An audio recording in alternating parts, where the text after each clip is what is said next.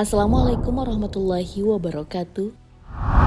Sahabat beriman, keterkaitan Dajjal dengan agama Yahudi memang bukan sekedar pemberitaan yang sering dibesar-besarkan. Bagaimana tidak? Sejak dari dulu kepercayaan yang dianut oleh Bani Israel itu sangat mengistimewakan, bahkan menanti sosok yang akan muncul saat dunia berada di ambang kehancuran. Seperti yang terjadi baru-baru ini, melalui jagat dunia maya, penganut Yahudi menyambut bahagia setelah melihat sosok yang dianggap sebagai Dajjal atau juru selamat bagi mereka.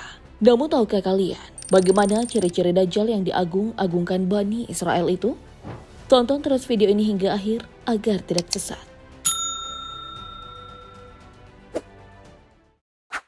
Dalam kepercayaan beberapa agama yang ada sekarang ini, 90% mengimani jika Dajjal merupakan makhluk berwatak negatif yang mampu membuat kerusakan di tengah-tengah kehidupan manusia. Seperti keyakinan agama Nasrani misalnya, Dajjal diberi gelar sebagai Antikristus atau musuh besar. Sebab umat Kristiani percaya, jika makhluk itu muncul, ia akan menyebarkan ajaran yang bertentangan dengan Alkitab. Lain halnya bagi penganut agama Hindu. Mereka diajarkan bahwa Dajjal adalah sosok cerdik, licik, serta provokatif yang akan menjadi biang keladi dalam sebuah peristiwa besar, yaitu ketika umat manusia saling membunuh satu sama lain. Memang tak bisa dipungkiri, sosok Dajjal yang dianut oleh pemeluk agama Kristen dan Hindu tak jauh berbeda dengan ajaran agama Islam. Hal demikian itu bisa terjadi lantaran dulunya agama-agama tersebut datang lebih awal dibanding agama Islam. Akan tetapi, setelah penganutnya melenceng dari nilai-nilai ketauhidan, Allah Subhanahu wa Ta'ala kemudian mengutus Rasulullah Shallallahu Alaihi Wasallam serta menurunkan Al-Quran untuk menyempurnakan serta meluruskan perkara-perkara yang telah menyimpang. Karena itu, jika kita menggali tentang sosok Dajjal berdasarkan hadis serta ayat Al-Quran, maka akan ditemukan informasi-informasi yang sangat rinci, mulai dari sifat, sekutu-sekutunya, hingga wujudnya. Salah satu contohnya dalam kitab Fathul Bari karya Ibnu Hajar Al-Asqalani, dituliskan bahwa Rasulullah Shallallahu Alaihi Wasallam pernah bersabda, "Tidaklah Allah mengutus seorang nabi, melainkan telah mengingatkan kaumnya terhadap si buta sebelah dan si pendusta yaitu Dajjal." Hadis riwayat Bukhari. Selain penggambaran sosok Dajjal yang bermata satu dari hadis barusan, pasti kalian juga sudah sering mendengar bahwasanya saat Dajjal muncul, berbagai tipu daya serta fitnah-fitnah akan merajalela. Sayangnya, meski belum diketahui secara pasti kapan sosok asli Dajjal muncul, namun masih ada saja sekelompok orang yang mengklaim kehadiran sosok Dajjal. Seperti kejadian beberapa tahun lalu, di mana penduduk bumi digemparkan oleh seorang warga negara India bernama Satya Narayana Raju atau akrab dengan sebutan Sai Baba dianggap sebagai Dajjal. Hal itu bisa terjadi disebabkan Sai Baba memiliki beberapa ciri maupun keistimewaan yang sama persis dengan Dajjal. Sebenarnya tak ada yang salah jika klaim Dajjal bisa terjadi di zaman sekarang ini. Sebab dalam sebuah hadis disampaikan bahwa hari kiamat akan tiba sebelum muncul 30 orang penipu dan pembohong layaknya seorang Dajjal. Sebagaimana Rasulullah Shallallahu Alaihi Wasallam bersabda, tidak akan datang hari kiamat sebelum datang sekitar 30 orang pembohong, yakni Dajjal-Dajjal, di mana mereka semua mengaku sebagai Rasul Allah. Hadis riwayat Tirmizi dan An-Nasai. Anehnya, sekalipun Dajjal dipercaya sebagai makhluk yang membawa tipu daya bahkan kehancuran, ternyata masih ada satu agama yang terus-menerus menyebarkan pemahaman dan meyakini jika Dajjal merupakan Mesia atau sosok penyelamat. Merekalah umat Yahudi. Hal itu berdasarkan kisah pada zaman Rasulullah Shallallahu Alaihi Wasallam. Sebagaimana diriwayatkan Abu Aliyah radhiyallahu anhu, di mana suatu hari orang-orang Yahudi datang kepada Rasulullah Shallallahu Alaihi Wasallam untuk membicarakan tentang Dajjal. Karena kaum Yahudi mendengar bahwa Dajjal merupakan anak manusia yang memiliki banyak keistimewaan. Tiba-tiba saja, di hadapan beliau mereka lantas berkata, "Wahai Muhammad, sungguh Dajjal akan muncul di akhir zaman dari golongan kami." Tak berhenti sampai di situ. Saat Rasulullah menjelaskan sifat-sifat buruk Dajjal, orang-orang Yahudi itu menyangkal dan justru mengeluarkan kata-kata yang mengagungkan Dajjal.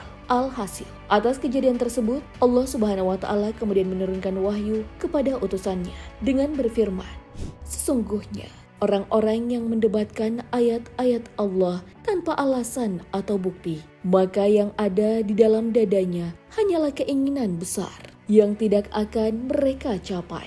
Maka mintalah perlindungan kepada Allah, sungguh Dia Maha mendengar lagi Maha melihat." Al-Quran Surah Al-Ghafir ayat 56.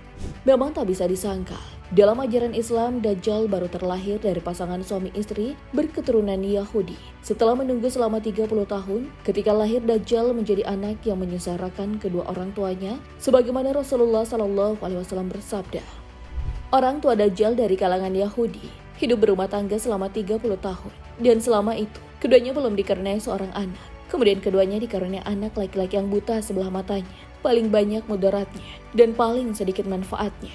Hadis riwayat Abu Bakrah. Setelah mendengar kisah serta beberapa dalil yang menjelaskan hubungan Yahudi dengan Dajjal, tak heran jika yang terlihat di berbagai platform media baru-baru ini, bangsa Yahudi di Israel tampak begitu bahagia menyambut kedatangan seseorang yang mereka anggap sebagai Dajjal, Mesia atau Juru Selamat. Coba kalian perhatikan. Dengan memakai jas hitam, kain putih, serta topi khas kaum Yahudi, sosok yang dianggap sebagai Mesia tersebut telah dinanti-nanti kedatangannya oleh ribuan orang. Saking dinantikannya, para pengikutnya saling berebut hanya untuk mencium tangannya. Setelah tim Islam populer menelusuri beberapa sumber, ternyata sosok Dajjal atau yang dipercaya sebagai Mesia dalam video tersebut merupakan seorang pemuda berusia 33 tahun bernama Yanuka Rav Shlomo Yehuda. Dulunya Yanuka hanyalah seorang rabi atau tokoh agama Yahudi. Namun dirinya kemudian diangkat sebagai Mesia lantaran memiliki keistimewaan yang mirip dengan Dajjal sesuai kepercayaan Yahudi. Pertama, mampu membaca Talmud dan Taurat. Dalam kepercayaan Yahudi, Dajjal merupakan sosok yang mampu menjelaskan dan sangat lancar membaca Talmud serta Taurat, di mana kelebihan itu ada pada Yanuka sejak kecil, sehingga ia pun diangkat sebagai juru selamat. Kedua, Yanuka juga dianggap memiliki kemampuan menyusun kata-kata yang indah sehingga mampu mengajak seseorang menjadi pengikutnya. Ketiga, mampu menyembuhkan orang lumpuh. Percaya atau tidak, keistimewaan tersebut dipersaksikan oleh lelaki parubaya yang disembuhkan oleh Yanuka serta mengalami kelumpuhan. Kemiripan selanjutnya, Yanuka memiliki ramalan yang tak pernah melenceng. Namun selain beberapa kelebihan barusan, ternyata mata pemuda tersebut hanya satu yang berfungsi dan memiliki rambut keriting. Berdasarkan ciri-ciri tersebut, sebenarnya sosok Dajjal yang diklaim oleh umat Yahudi itu masih belum bisa membenarkan jika Yanuka merupakan sosok Dajjal sesungguhnya. Sebab dalam sebuah hadis, Rasulullah SAW bersabda, sesungguhnya Dajjal itu terhapus matanya, ada kulit selaput mata yang kasar, dan di antara kedua matanya tertulis kafir. Setiap mukmin bisa membacanya, meskipun dia buta huruf. Hadis riwayat Muslim.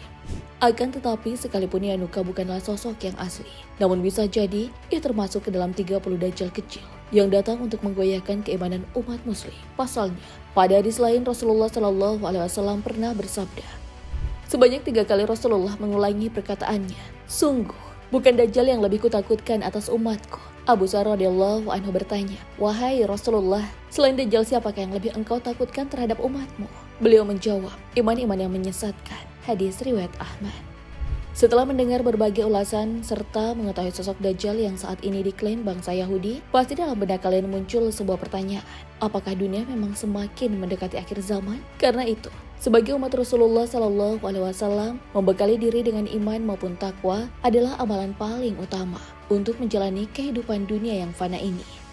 Sahabat beriman, bagaimana pendapat kalian atas kehadiran Yanuka yang hidup sesamaan dengan kita? Wallahu a'lam bishawab. Wassalamualaikum warahmatullahi wabarakatuh.